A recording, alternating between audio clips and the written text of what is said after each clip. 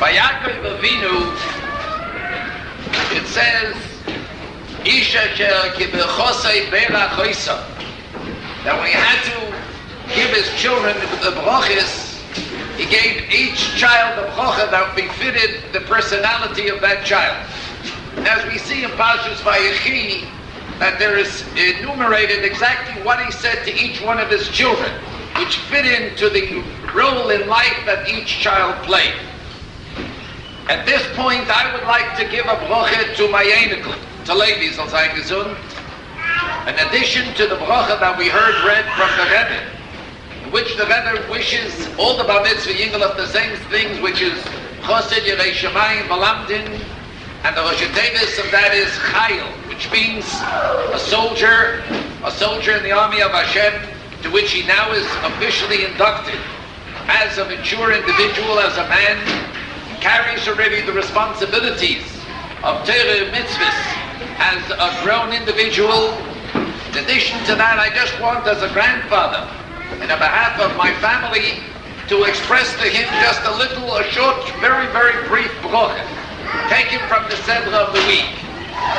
In the Sedra that he read yesterday, that Levi read yesterday so beautifully,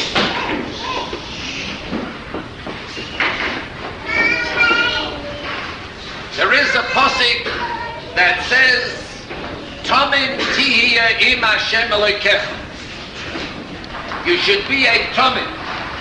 A Tomim means a wholesome, a genuine individual. Im Hashem Elokecho, with the Lord thy God. The question comes to mind, why does it have to say Im Hashem Elokecho, with the Lord thy God? I mean, if it's Tomim Tihiyeh, Torah is speaking. And if Torah tells us that he wants us to be a Tomim, a wholesome individual, then it doesn't have to say Im Hashem Elokecho. How then will one be without Hashem Elokecho Chalila? Then he doesn't exist altogether. If Torah tells us Tomim Tihiyeh and adds the words Im Hashem Elokecho, most probably those three words play a role in the command that Hashem Yisrael tells us. But I would like to briefly say to my Elokecho the following. In the Lubavitcher children are called Tomim, and the yeshiva that they go to is called Tihiyeh Tomim. This was the name that the Rebbe Nishmasei, the previous Rebbe's father, gave to it. And he wanted his children, he wanted his Talmidim to be Tomimim. They should be Tomimim in the full sense of the word. They should be wholesome, and they should be genuine in their Yireh Shamayim, and in their dedication and devotion to Hashem Yisrael, and in their Mesiras Nefesh for Yiddishkeit, and whatever has to be done should be with a Tamimis. There shouldn't be a double standard. There shouldn't be something where they show for the world one thing and then inwardly by themselves there was something else. But should be an union of Tamimis. Tomim Tihiyeh. When you say to someone you should be a Tomim, there is a way in which you can measure if a fellow is a Tomim. You know, they tell the story, it's a famous story, that there once was a very, very immoral individual. He was a thief, and he was a scoundrel, and he was a real oisvol, and he died. And when he died, they had to eulogize him.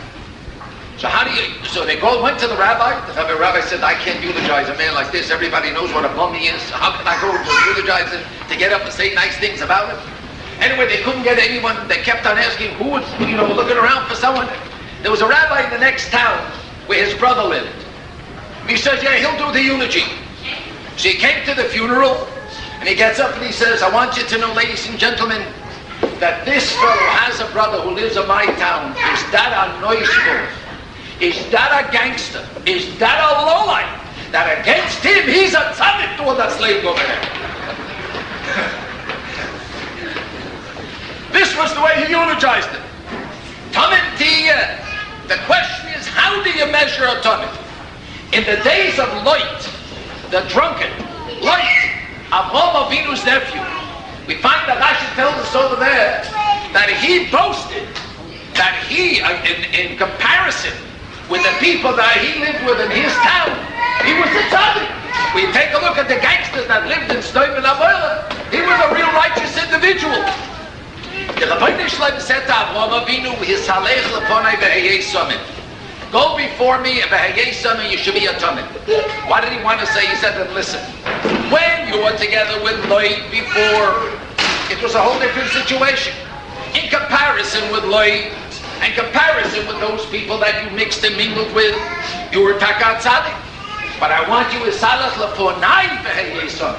He says to Avraham Avinu, I want you to walk before me, and in my eyes you should be a Tomim. Forget about the background. Forget about the backdrop. Forget about those who are in your company against whom we're going to measure you. Forget about them.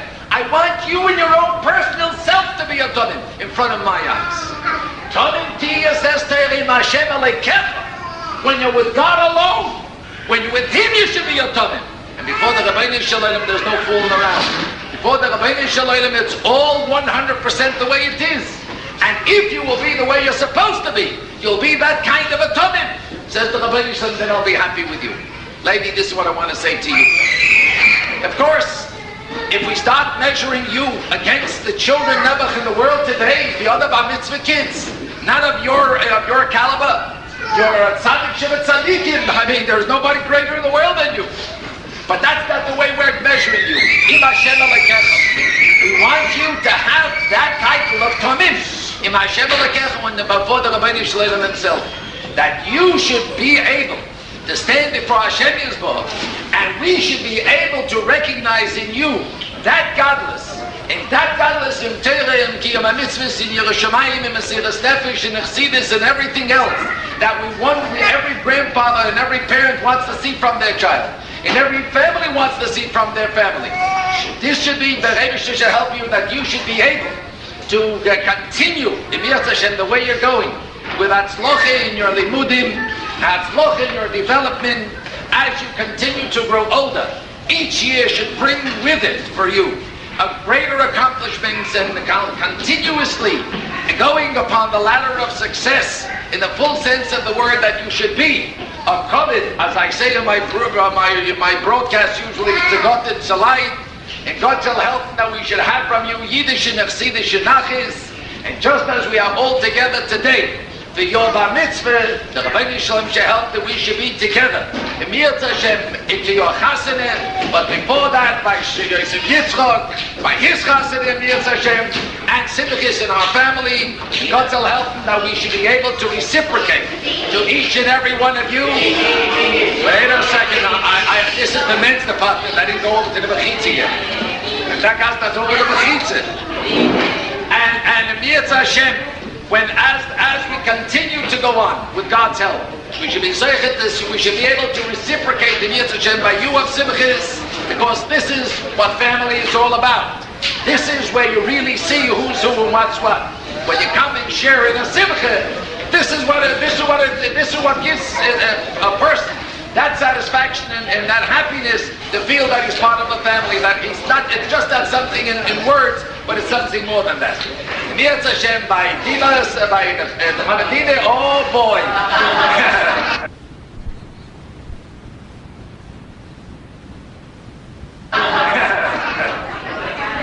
Yitz Hashem to the restige time for the restige Siddiq, and God should help you to have a lot of sinners, Lanakis, and Freddy and David should have Mazel and Koch and Atzloch and Hashem and Koch and Atzloch, and to all those who came from all parts of the world, from Canada, and from Los Angeles, and from Irvine, Rochel, and from Connecticut State, and from the old city of Brooklyn, and from Manhattan, and from Woodridge, and from all the parts of the world, that the legislature should pay you back. Please.